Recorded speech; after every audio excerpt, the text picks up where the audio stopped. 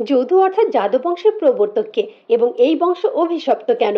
নহুষ নন্দন যজাতি শুক্রাচার্যের কন্যা দেবযানীকে বিবাহ করেছিলেন। দেবযানীর সেবিকা, যিনি অসুররাজ বিষপর্বার কন্যা ছিলেন, সেও তাদের সাথে যায়।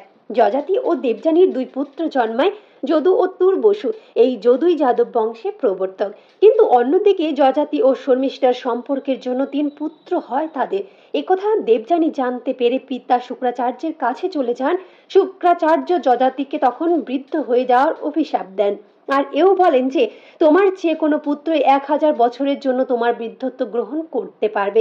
তাই যে যে পুত্র রাজা যজাতির এই বৃদ্ধত্ব গ্রহণ করতে অস্বীকার করেন, রাজা তাদের অভিশাপ দেন।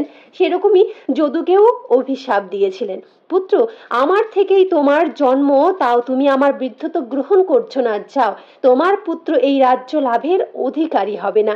কিন্তু শর্মিষ্ঠার পুত্র পুরু তা গ্রহণ করেছিলেন।